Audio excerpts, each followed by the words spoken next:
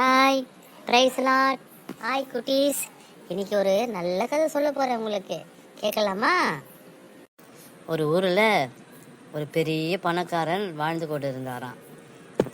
அவருக்கு மிகுந்த சொத்தான். நிறைய வீடுகள், வயல்வெளிகள், பம்பு செட்டுகள், மாட்டு வண்டிகள், இப்படியாக நிறைய பணியாளர்களும் அவர் தோட்டத்தில் வேலை செய்து சுகபோகமாக வாழ்ந்து கொண்டு வந்தாராம். அவர் நம்முடைய வேலைக்காரனை கூப்பிட்டு, ராம், நான் ஒரு முடிவு எடுத்திருக்கேன் ராம். என்னோட சொத்தெல்லாம் இந்த ஊர்ல இருக்க ஏழைங்களுக்கு பிரிச்சு தரலான்னு ஒரு முடிவு எடுத்திருக்கேன் ராம். ஏன்யா, எதுக்கு இந்த மாதிரி ஒரு முடிவு எடுத்திருக்கிறீங்க? எனக்கு தான் குழந்தையே இல்லையா ராம். இந்த சொத்தெல்லாம் வச்சு நான் என்ன ராம் பண்ணுவேன்? சரிங்க ஐயா, உங்க விருப்பத்தின்படியே இந்த ஊர்ல இருக்கிற எல்லா ஏழைங்களையும் கூட்டின்னு வரையா.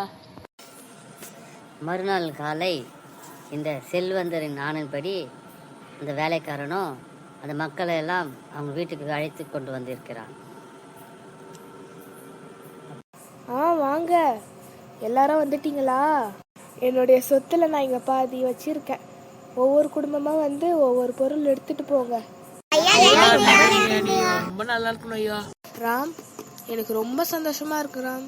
என்னோட சொத்துல பாதிய ஏழைங்களுக்கு கொடுத்துருது ரொம்ப சந்தோஷமா இருக்கு ராம். எல்லாரும் போயிட்டாங்களா ராம்? ஐயா, அங்க ஒரு சின்ன பையன் நின்னுட்டு இருக்கிறானுங்கய்யா.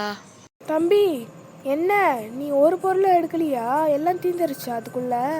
ராம், ராம், உள்ள பீரோல ஒரு பேக்ல பணம் இருக்கும் ராம். அதை எடுத்துட்டு வா, இந்த தம்பிக்கு கொடுக்கலாம் ராம். சரிங்க ஐயா. இந்தா தம்பி, இந்த பணத்தை வாங்கிக்கோ தம்பி. ஐயா, எனக்கு காசெல்லாம் வேணாங்க ஐயா. எனக்கு அப்பா அம்மா கிடையாது ஐயா, அவங்க செத்து போயிட்டாங்க ஐயா. நான் காசை கூட எங்கே வைப்பேன்னு தெரியாது ஐயா. எனக்கு வீடு இல்லை ஐயா, நான் ஒரு அனாதை ஐயா. எனக்கு நீங்கள் தான் வேணுங்க ஐயா. ஐயோ, என்னப்பா சொல்ற? ஆமாங்க ஐயா, எனக்கு ஒரு அப்பா வேணும் ஐயா.